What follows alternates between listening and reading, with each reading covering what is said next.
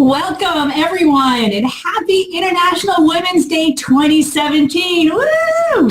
Today's discussion is the second installment in a series of virtual track sessions for the IEEE Women in Engineering International Leadership Conference.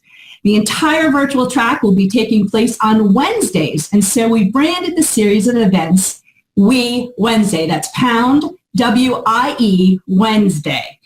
In order to participate in today's session or ask a question of myself, Annyse, or Lawler, please join the conversation on Twitter. Just send your question using the hashtag, again, pound WIE Wednesday, We Wednesday, and we will get to as many of your questions by the end of today's session as possible. I also want to let everyone know that immediately following our discussion, we will be having a Twitter chat at 2 p.m. Eastern, 11 a.m. Pacific. And today's Twitter chat will give you the opportunity to discuss your thoughts and personal experiences from today's session. So keep the conversation going using the hashtag WeWednesday, W-I-E Wednesday, and follow the conference on Twitter at WIEILC. Let me do that again. It's WIEILC. That's even hard to say. So before my tongue trips any further, I'm going to introduce our experts today. Starting with myself, my name is Alyssa Dver, and when I'm not moderating this We Wednesday webinar, I lead the American Confidence Institute. We study and research and provide training for organizations all over the world, and we bring neuroscience and social science on the how and why people are confident.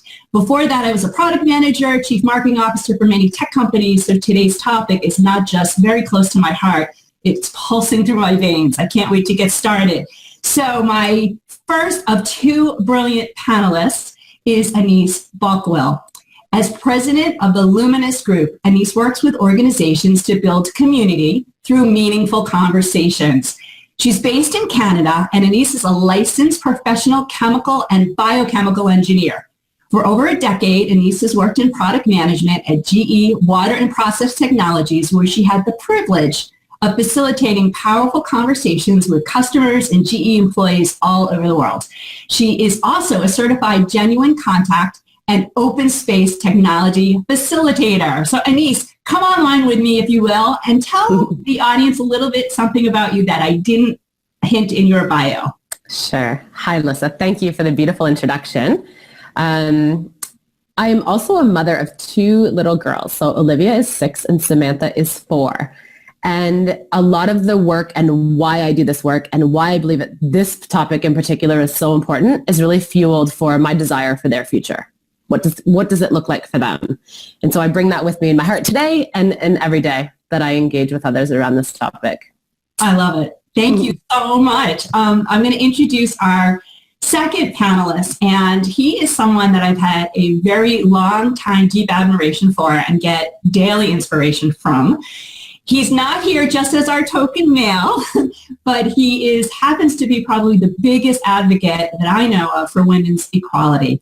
Lawler Kang is the founder and CEO of League of Allies. It's a service provider focused on gender parity and engagement, and was inspired by his second, and I'm going to add my all-time favorite book. It's a thriller called The E-Ticket. Lawler leverages experience such as serving as chief people officer of an e-commerce company that some of you may know and shopped on called Rulala. He's delivered workshops and presentations to all types of Fortune 100 firms based on his first book, which was called Passionate Work. And he brings 15 years of strategy, turnaround, and digital consulting work to that as well. So Lawler, I am just utterly grateful for your participation today, and I'm going to ask you the same thing if you would share something that wasn't written right in your bio. Sure, Alyssa, and thank you so much again for the opportunity today. I suppose I was born and raised in Los Angeles. I still live near the ocean here in Massachusetts, and I still love to surf and skateboard, actually. Neat. Yes. And Alyssa, I want to flip the question back to you. Give us a tidbit of something that's you didn't mention. Okay, so this is probably something even you don't know after knowing me for over a decade, which is I was a championship badminton player. And I say that because I have a feeling a lot of the engineering women on the phone today really do appreciate that. Unlike when I tell that to most audiences, they kind of look at me strange like, badminton? So anyway, back in the day, it was my favorite thing to do was play badminton. I don't do as much of it today as I'd like to, but there you go. All right. With that disclosure, let's start today's conversation on a real positive. We're here because we're celebrating International Women's Day, and we're recognizing the importance of women in the workplace, specifically in technical careers. So having IEEE's support is a great sign, and there's many other organizations today celebrating with events and ongoing affinity groups and so forth. It's fantastic. These are in support of diversity in the workplace, and it clearly helps fill the jobs that are needed, that we need to fill all these jobs that are open today, of course, and increase innovation. Those are kind of the given. But Lawler, I'm going to start with you because you have some amazing data that actually proves that companies that support women actually do better financially. Can you share some? So thank you, Melissa. There's a ton of data out there, and it's growing by the day, that show women representation from the board level down, even just down to percent of workforce, has amazing impacts on top line, bottom line, and actual risk reduction impacts. Two I'd like to focus on real quickly here. Morgan Stanley did a great job at dismembering companies' valuations based on a gender lens. And the research shows that companies with more women in them and in certain levels have more innovation, which adds to your top line and bottom line. There's better engagement. There's less. There's better retention. And again, from a risk perspective, your discount rate, your cost of capital, is lowered by having more women involved. The other data point I want to briefly mention is this notion of engagement. Per Gallup studies, women managers are more engaged than male managers, and teams that report to women are more engaged than teams that report to men. And if you extrapolate this against the backdrop of the current number of female managers versus male managers, the impacts on corporate performance will be enormous. Terrific. Thank you so much for sharing that. So, Annyse, I'm going to flip it to you because you're in the trenches working with these companies day in and day out. And I was hoping you could comment on some of the initiatives you see that are really in play today to bring women's leadership to the forefront. So I've been working with both sort of at an academic level and then also within the organizations. And what I'm hearing is a common theme.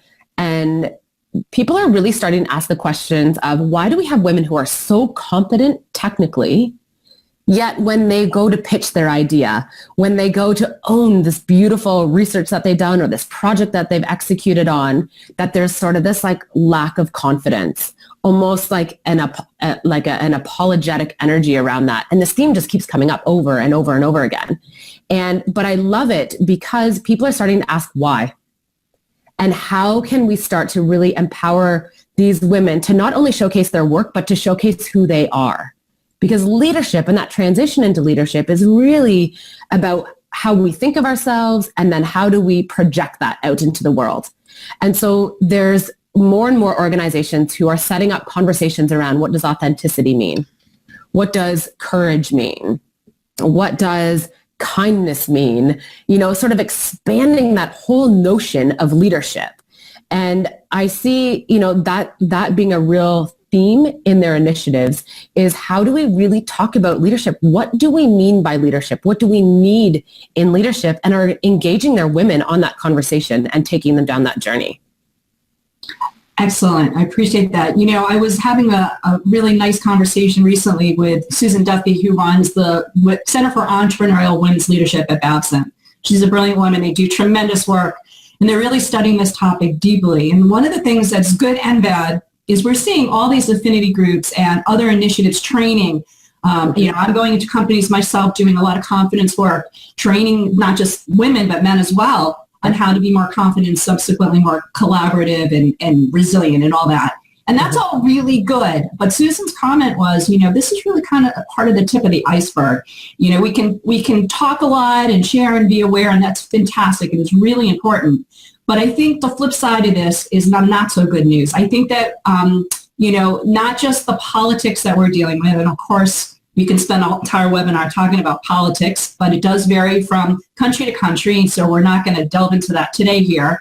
But more importantly, maybe some of the more societal biases that are really still in the workplace, that we can't really necessarily just, run a webinar and expect people to change, or run a workshop and expect people to change. So Lawler, I know this is one of the things that you're really working hard to figure out, is how to change the biases. And maybe if you would comment on the kinds of biases and things that you're seeing that are really getting in the way of women living up to their leadership potential. Absolutely, Alyssa. So at a high level, from my perspective, biases are rooted in prevailing norms of a variety of sorts, social, corporate, etc. And I just have to call out, there's a prevailing patriarchal structure of our society, which is in corporations. I think we would all agree with that. And this patriarchal soil, I think, provides the basis for many biases, both conscious and unconscious, that we see holding women back today. Taking this down to a tech level, I see three big ones that we need to address, biases that we need to address. First one is our definition of leadership. Traditionally, leaders have been cast as top-down, decisive, confident people, and that's still important. But research is showing now that actually women have much more of the characteristics that modern leaders or leaders people want to follow carry. And making sure these definitions of leadership are included in job descriptions, job postings, competency models, 9-box promotion criteria, et cetera, as well. And more specifically, they're the mental models of people who are actually making decisions, sometimes on the fly, as to who they might want to spend some time with to promote. So leadership is a big one. Second one are just gender roles in general terms. There's a great TED Talk by the SVP of HR from Roche Pharmaceuticals, who's a woman, and she realizes in this TED Talk that she has a bias against women leaders, and more specifically against providers, which is funny because her bias is that men are providers and women are caretakers, yet she herself is the sole provider for a family of 6. The last thing I think we really need to focus on, or I'd like to highlight right now, is talent acquisition. I can't tell you the number of times I have heard a hiring manager say to me, I need somebody for this position, and he will have the following characteristics. It drives me batty. And on that note, there's some great software tools in the market right now one's by a company called Peermetrics, and no kickbacks here, that can really help take the gender out of the whole application process. And I strongly suggest having a look at them. So I got to flip it to Annyse, both as a engineer in the past, working in a corporation, and now as a consultant, seeing all this. What are the biases that you're running ramshot into day in, day out? So a lot of the ones, and I'm going to play off what Lawler said a little bit here, is that that notion about leadership, that is the assumptions that we have of what a good leader is. And just take it one step further, is that we have masculine traits, not male traits, but masculine traits around leadership. And we have this sort of habit of not recognizing that feminine traits are powerful and strong as well. So that whole bias around masculine being strong and, quote, good leader, and feminine being weak and sort of in that nurturer realm. And so I really work with organizations to uncover what those assumptions are, because a lot of them are unconscious. And until they're on paper, they can't really see them. And it's not only a bias of sort of externally, but how do we all show up and participate in that bias, right? And so I work with, quite a few women in this tech sector who are playing into that bias as well, and are participating in this struggle with the, I'm going to say, quote, old boys club. I hope that's appropriate here, right? There's that old boys club patriarch sort of model in so many companies. And then as women, I find as I work with ambitious women who want to take that next step, who are taking on more and more responsibility, it often comes with carrots dangled in front of them, right? Just trying to be good enough to get to that next level. And I don't see as many of those same conversations happening with men who are striving to climb that ladder. So there's there's sort of this innate bias that because we're in sort of an old boys club, we bring to the table and say, I have to prove I'm good enough. And so we sort of participate in that game. We don't set our barriers and decide that that's not acceptable. I find that there's just that participation because we've been taught that we have to break a glass ceiling. Well, we believe in a glass ceiling, first of all, right? And so how do we start to deconstruct that? I think is the powerful work and opportunity that's in front of us. Well, I was just going to say, we can't throw all the blame to society. We can't say it's men's fault or societal fault. We own a lot of that. And I know, Annyse, you talk about having to release this need to be expert selves to move more to our leadership with leader selves. And I was hoping you could comment on that because I think it's a fascinating thing that we have to own ourselves as women. But explain what you mean by that. And I think that men and women both experience this. We are well trained from kindergarten, right through post-secondary school to be experts. And I define an expert as being really good at doing something. And so I understand the importance of an engineer to being really good at what they do. With structures can't collapse and pipes can't blow up. And so I really understand the importance of that. But when we talk about moving to a leader, how do we bring our expert selves? Because we're well trained for a very good reason. But moving into a leadership means that we're really focused on a way of being, not so much a way of doing. And so how do we transition from that place of always having to be right, always having to be accurate, always needing all the data first before we make a decision? Again, good training, it's necessary. But when we move into leadership, it's really about how do we create that solid foundation of who we are and how we're going to show up? And what are our beliefs around that? Can we let go of being right to feeling really great and in alignment with our values is really that leadership journey.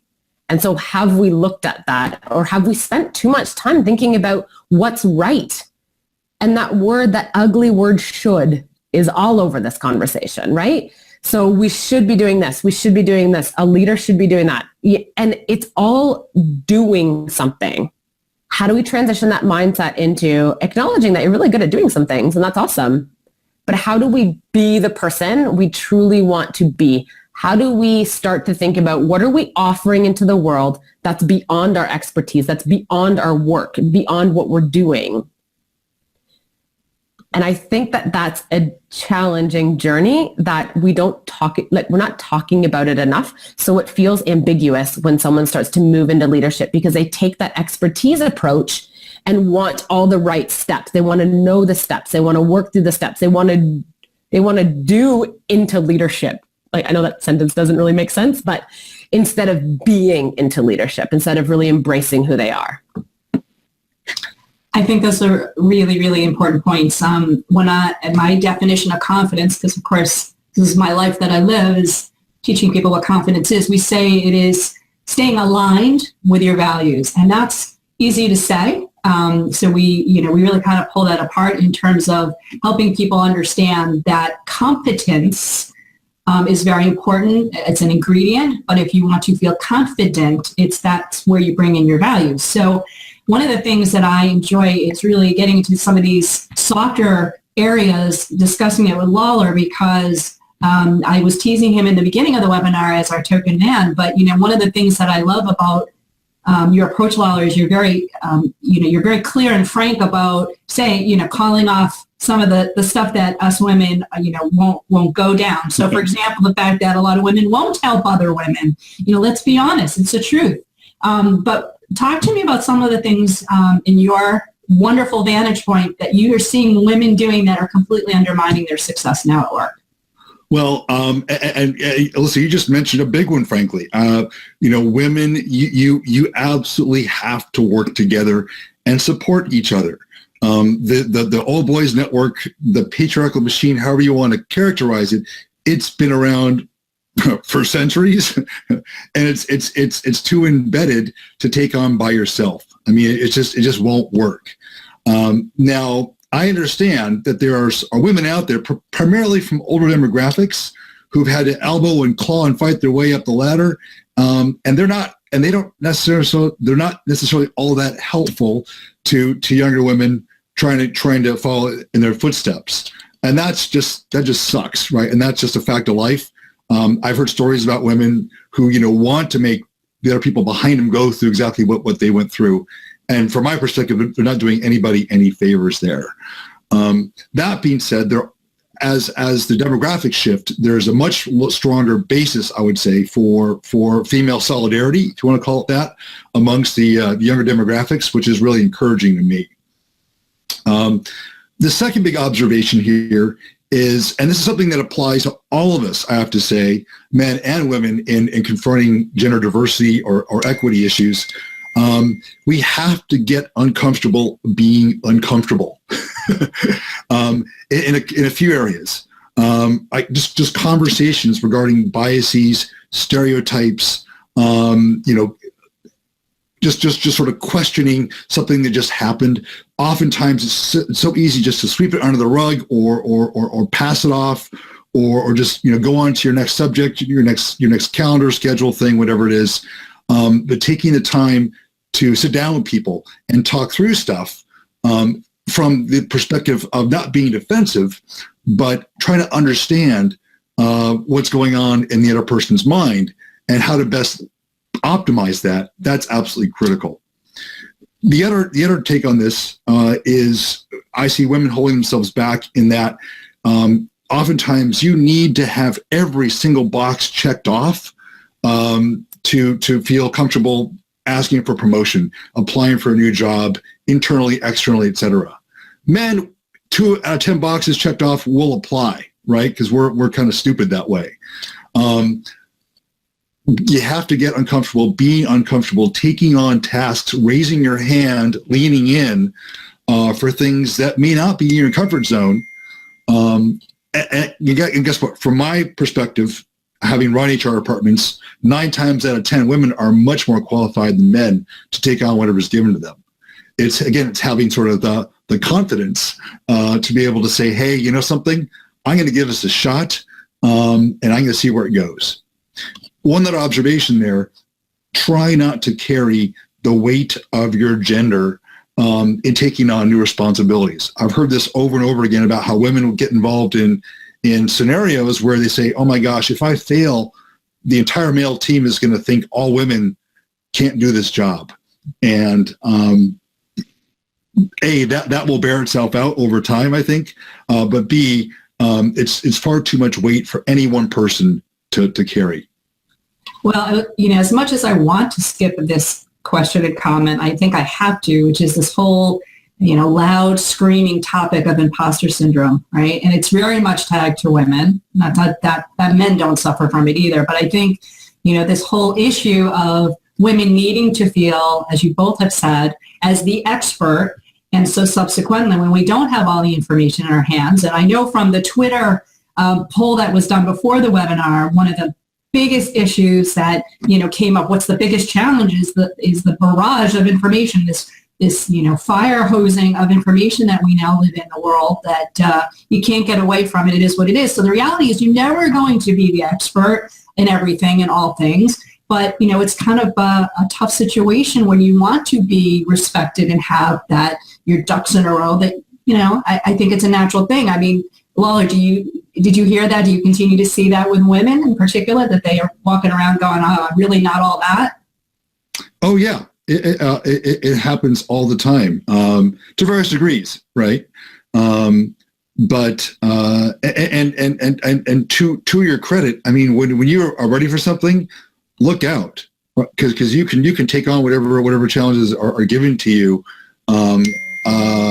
with preparation.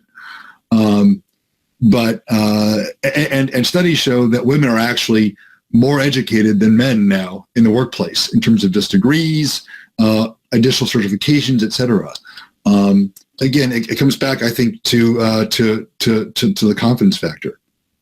Well, I appreciate that, and of course, this imposter syndrome is such a hot topic these days. But Annyse, I actually want to ask you a little different question, because I want to dive into some taboo areas. We've been kind of a little politically correct so far on the webinar, but there's a couple of things here that I think are hugely impactful, if that's the word, impactful, on women and their success. And one of them, of course, is another overly used term, this work-life balance issue. And so I'd like your opinion. Do you see the work-life issue still clawing at women and their psyche and their ability to be successful in reality in the organizations? Yeah, I really do see that. And there's a real pull to have this sort of quote work-life balance, which I almost think the whole idea of it is a big giant distraction, to be honest. And it keeps people from really listening to their heart because their mind is always weighing in. So did I spend enough time at home? Did I spend enough time at work? Am I a good enough mother? Am I a good enough employee? Am I good enough is the fundamental question in that work-life balance conundrum is actually what I want to call it. It's a conundrum because as long as women are looking for reasons to not be good enough, they will find them.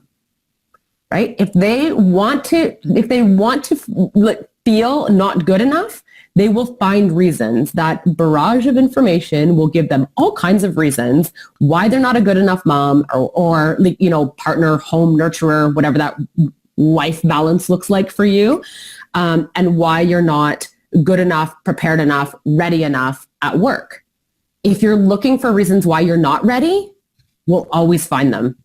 And I feel that ongoing conversation about work-life balance, it's like, who says it's balanced? Who says what balance means to you? Who tells you when you're ready? Right? And it distracts us from actually going after like what's important in here. What has heart and meaning for us? Where do we want to spend our time? What do we want to be working on? And even in our family life, what's important in our life too? It keeps us from really tuning in so that we can start to let go of the things that aren't serving that, I'm going to call it our core purpose or our core passions. And it's, that whole idea is just a distraction that keeps us spinning and keeps us in that not good enough feeling, as opposed to really listening and taking those active steps and recognizing that there's a lot of noise in all of our lives that can simply be let go of, but that takes courage. That takes confidence and that underlining notion of, do I trust myself? That's right. That's right. So, Lawler, talk to me a little bit too, because, as an HR person, it's really a luxury to have you on today's call. Like, how does that impact hiring and firing? What was it in the real world and what are you seeing? Is it changing? You mean work-life balance issues? Yeah. Is it kind of being still held against women that they may go off and have a baby or they need to take care of their families? Or? Absolutely, yes. It's pathetic. And it really underscores sort of one of my company's overarching goals actually is try to reshape the way work is done at very high level. And that expands to, flexible hours, job sharing, alternate career tracks, etc. What's really kind of ironic about the whole mommy trap, which is actually should be called the parents trap, because both genders should be involved, I believe, is that studies show women and men, although women are more so, become more productive as each new kid comes along. Now, there's a drop a couple of years after the kid is born just because, the woman's tired, et cetera. Both parents are tired. However, over the course of time, the more kids you have, the more productive you become. And so companies are really shooting themselves in the foot in a major way by adopting this very archaic philosophy that women should not be promoted because they're going to have kids. It's just absurd. Well, thank you for saying it. I don't know, how soon or how efficiently, I should say, we can change that, but hopefully we are moving in the right direction. I have another taboo question, and this has to do with, again, well, as I say taboo, it's probably more politically layered than it is taboo. It's about national culture, not corporate culture, but national culture, because some cultures do not support women at home, let alone in the workplace.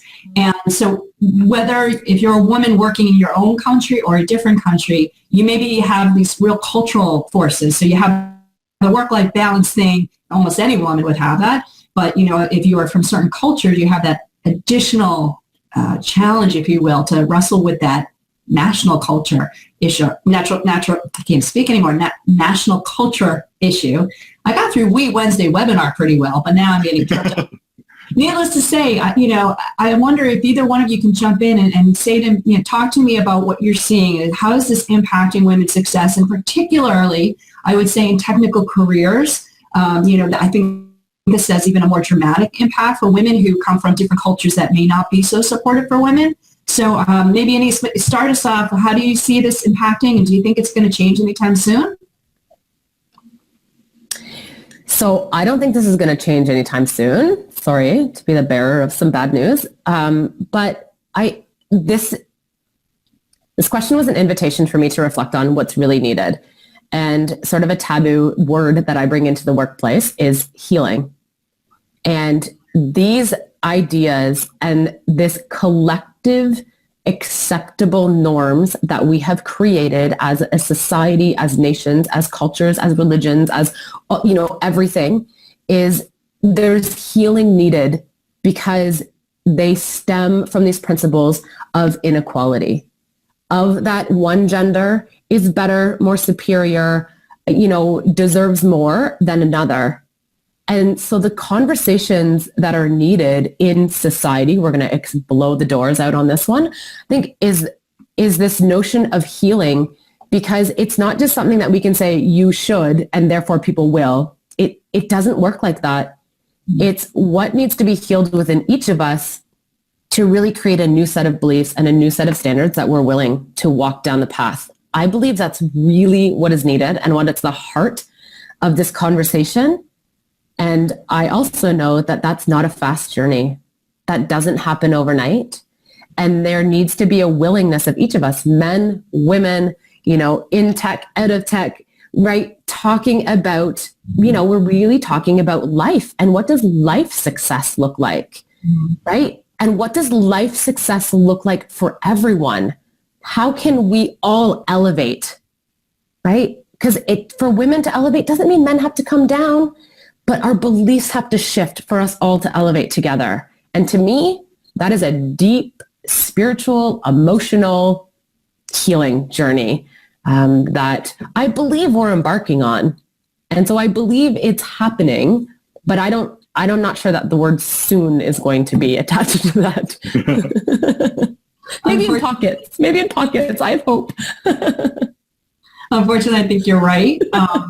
But, I think that what is happening, and I think is evident, if I compare the number of International Women's Day events, for example, this year to last year, it's incredibly, busy right now. And that's a really good thing. I think the conversations are happening, the awareness is happening, and that is an awesome first start. But I'm going to toss a tough one at my friend Lawler, because one of the things that I think I've learned from him more than anybody is that we have to also teach men. And I'm not sure how to do that in the conversation, particularly when it comes to cultural issues. So Lawler, can you comment your perspective on this very taboo topic of how do we get men, not just in the workplace, but culturally, to accept women more? It's a big, huge question, so I apologize, but anyone can answer it. You can. Well, first, I cannot underscore enough my support and admiration for Annyse's observations there. I think she's absolutely just smack on in terms of it's a societal thing, and we all have to get involved with it. And I do see pockets around the world coming along much more quickly than I would have expected them to, actually. And I think it's a change we're embarking on it, but it's also being forced on us for various reasons. Now, there are market forces out there, I believe, which are really underscoring the need for gender equity. There's a great TED Talk, and I forget the guy's name off the top of my head now, but studies have shown that men who share the household sort of, daily maintenance things versus just pitching in or helping out they are actually happier. They are healthier. They drink less. Their kids do better in school. Their kids get less ADHD diagnoses. At the same time, their partners, the women, are also happier. They're more relaxed. They have less depression, less anxiety. They're healthier. And over the course of time, and this is sort of one of the big takeaways, the man's sex life might improve. So if there's one thing I would say as a woman, you might want to nudge your man and say, hey, if you help out a little more, or maybe if we share, right? If we both pitch in and take care of all the things we have to do at the house, that can be from shopping to taking care of the kids, etc. Guess what? Our relationship will be a lot more healthy and happy, and you might get some more sex. Lawler, I love you. So here's the thing. I listen to a lot of webinars. I participate in a lot of webinars too, and presentations, of course. And we've been talking pretty high level issues and things, but you just gave our listeners one very good tactical thing to do. Here's the broom, and if you're lucky, you'll get lucky later. That's awesome. But I'd like you to kind of give some more of these, not so much tactical, but specific things that you think that the folks on today's webinar, listening to the recording, things that they can do themselves that will kind of bolster their own confidence going forward. And again, we're talking within a technical scope in the workplace specifically, but things that they can really, kind of leave today and go, I'm going to do that. Right. So a few things spring to mind there. First, realize it's okay to fail at things. And depending on the kind of technology that you're working on, startups or software, whatever it is, right? You want to fail as quickly as you possibly can to test stuff out, to get market feedback, etc. To be lean if you're into that genre of business. So understand it is okay to fail. Because I think that's oftentimes a big hindrance of a women's potential. This may not be all that big a takeaway for the technical crowd, but use as much data as you possibly can to make points. Men love data. Data is very, very hard to refute. So use data as often as you possibly can. Also, be aware of what's called stereotype threat. Stereotype threat is sort of when a certain group, of whatever background they are, has been told you're not good at XYZ. If you test them on that after letting them know they're not good at XYZ, they'll actually perform worse. It's crazy, but it's a fact. So be aware of stereotype threat as you go through your normal daily activities, because you may think you're not good at something. I think the data and research would prove differently. And in fact, going back to one of Alyssa's big themes, our brains are neuroplastic. Our brains can change and adapt to take on new responsibilities, new skill sets as we want them to. So just because you may get dinged in performance reviews, or may not think you're good at something, doesn't mean it's true. Awesome. Annyse, some specific things that our listeners today can take and run with. Sure. I love that last one, Lawler. I have a few things that are going to sound a little bit different. So one really tactical thing that we can do to boost our confidence and to take our power back. We didn't really talk about power, but to me, power, personal power, and leadership are completely linked. And so one way that we can make our decisions, our own decisions, is every time you catch yourself saying the word should, I should, simply take a moment, pause, and replace the word should with if I really wanted to, I could. And then you get to decide, do you really want to? Do you have time for it? Is it a priority? Does this take you closer to your goals, to your vision, to where you're going, right? You take all of that power back. The big long list of shoulds that lies in the back of our mind holds us back because you think you should do everything before you move. So you just take that power back and then you get to say, no, I don't need to do that. It doesn't take me towards my goals. It doesn't help me with this project. It doesn't, it doesn't serve me. You get to take that power back. So replace should with, if I really wanted to, I could. And I'm going to thank the beautiful Louise Hay for that exercise that she has gifted the world. And the other one is before you do anything, you go into a conversation, you go into pitch a presentation, you go into a meeting to work on a project, you send an important email, take a moment, take a deep breath, and set your intention. What is your intention for this meeting? Not what are the objectives, what are the hopeful outcomes, because you're probably already doing all of those things.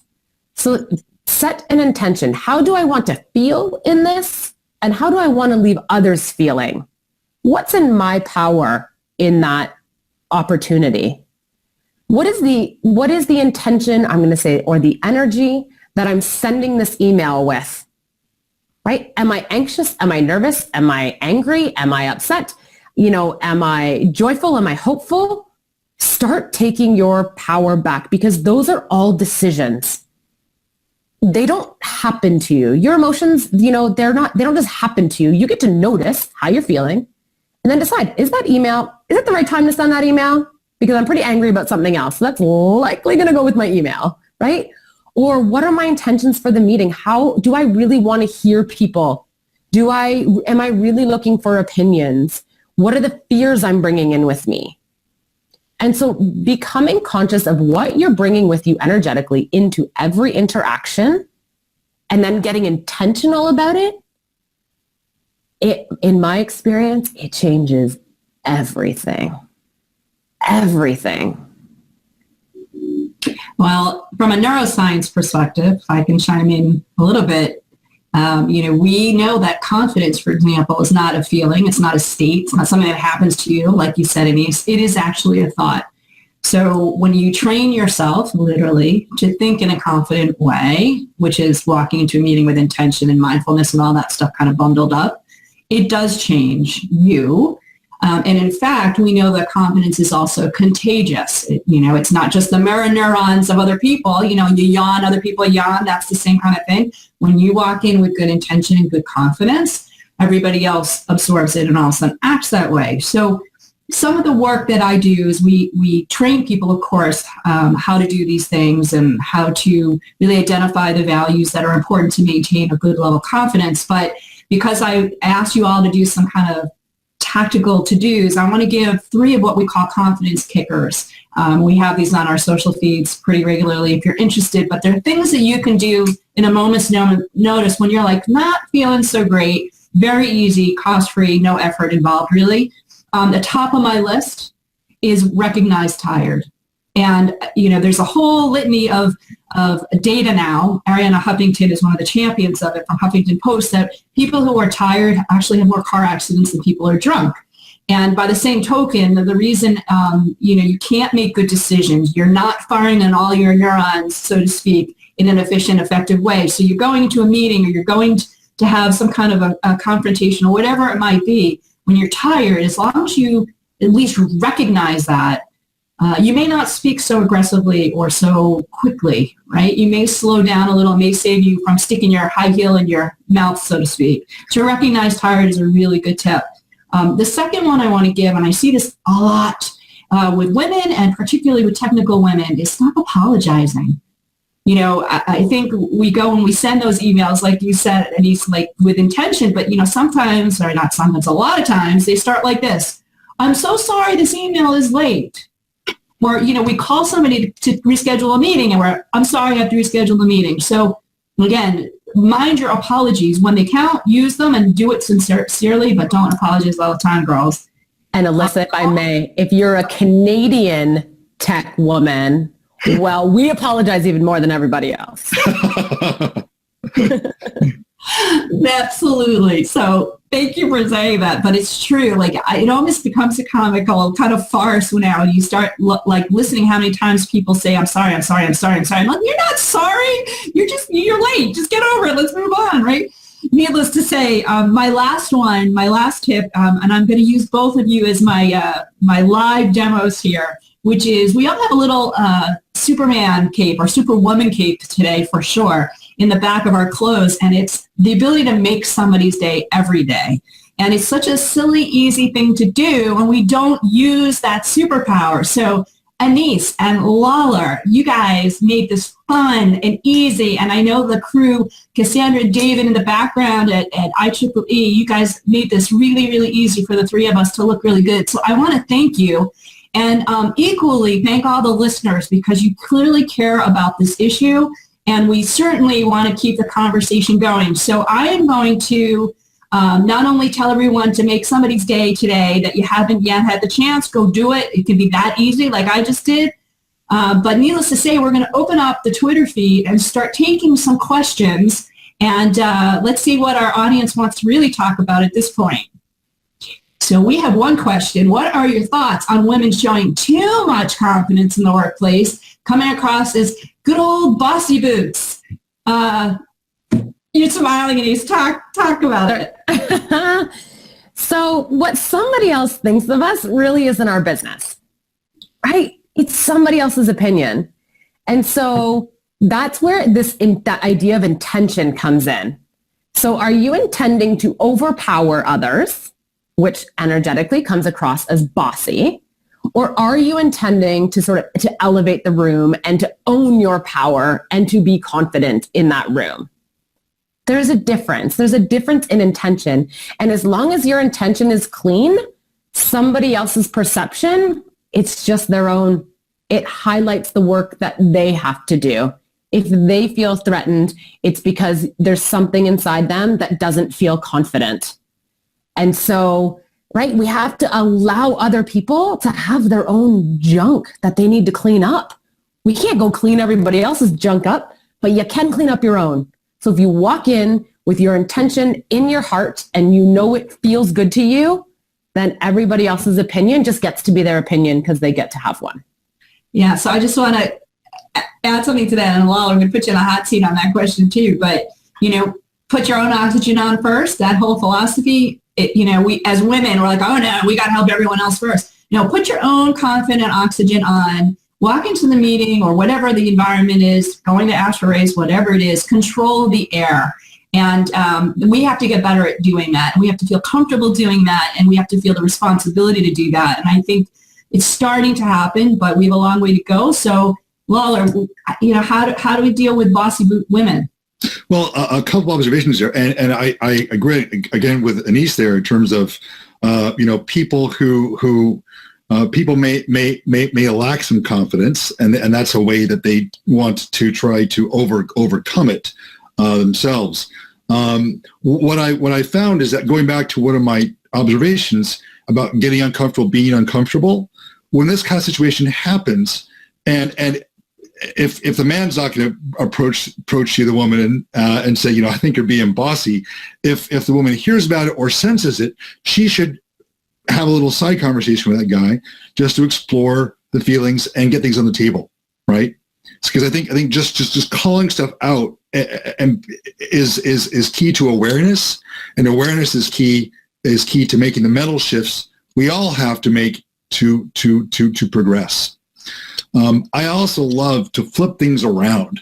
And I've got workshops built in this, but you can just do this, over lunch, whatever it is. But just flipping things around, having women say what men say, having men say what women say, and the impacts can be very, very profound.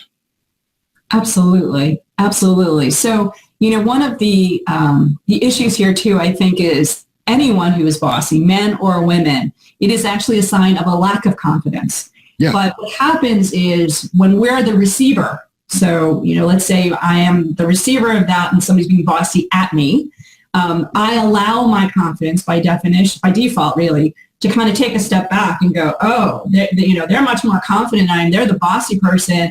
And yet in my head, I know it's because they're insecure. And I actually, fundamentally believe that it ties back to something could be very deep rooted in their background and all this, but I don't really care. All I care is that if they're insecure or they're not confident, as I like to say is more accurate, they're not confident, the best thing I can do is not allow it to impact my confidence, right? Now that's, again, it's easier said than done, but part of that is not accepting the fact that their issue is all, and Annyse said this before, I don't have to absorb it. You said it as well, Lawler. I don't have to necessarily be responsible for the whole world. I have to be responsible for myself and my own behavior.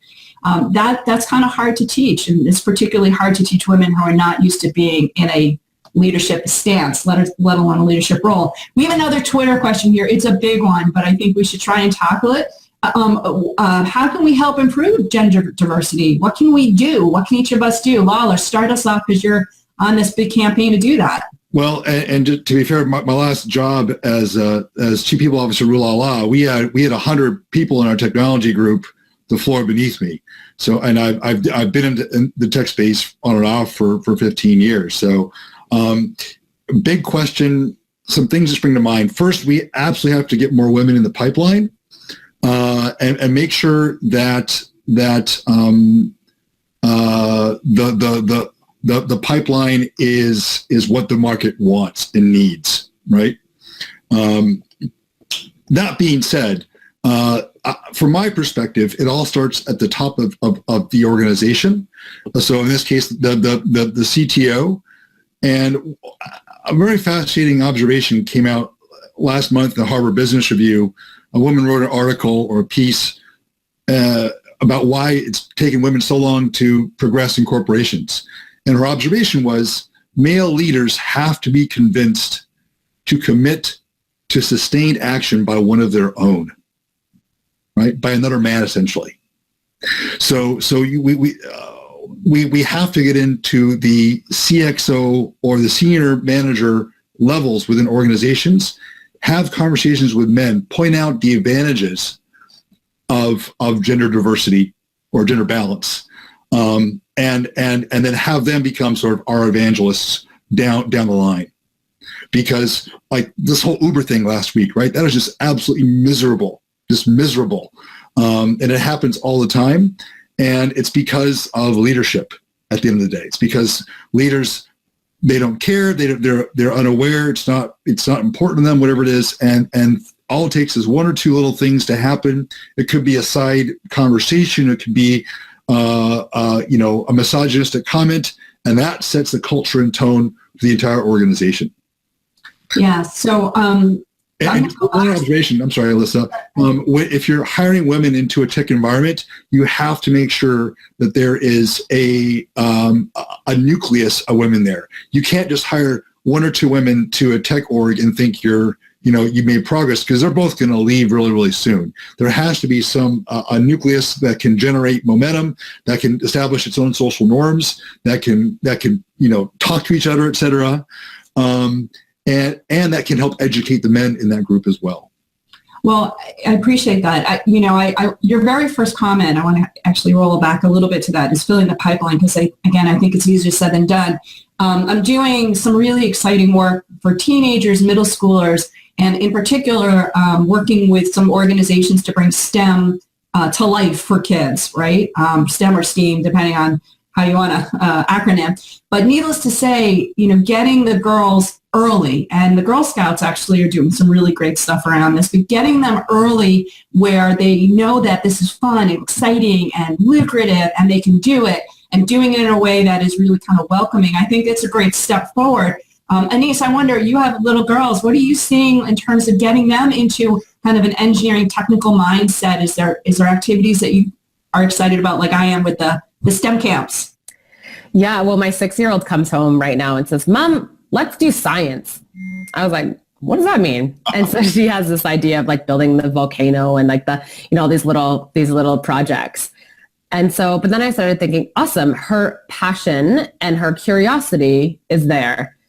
And I think in schooling, if we really allow students to have some observations and try some different things and then follow their passion, like follow their interest, then we're more likely to have not only sort of in tech, but we just have more humans going into things they're passionate about, which is actually going to start to improve, I think, this whole situation instead of going into things that they should be going into. Right? So it's that idea of how do we offer opportunities, and I'm glad to hear, there's lots of organizations that are doing this, providing them and showing them those opportunities without those barriers, saying like, you shouldn't do this or you shouldn't do that, or, and really allowing them to go after what they're passionate about. And then I think you have that natural organic shift in diversity. Awesome. Well, we are at the end of our allotted time. It's a really fantastic topic we could talk about between ourselves on the Twitter, and of course, keep the questions coming. I certainly want to thank both my wonderful, wonderful panelists today, Lawler. Annyse, thank you for taking the time and effort. It was truly engaging, and you made it easy, like I said, so thank you. We're going to sign off ourselves, but we are certainly going to ask you to keep the conversation going, and the way to do that is to join the Twitter chat using the hashtag, again, We Wednesday, that's pound, or hashtag, I should say, WIE Wednesday, or following at WIEILC. And in closing, I want to wish everyone a really wonderful International Women's Day. Thanks for joining us.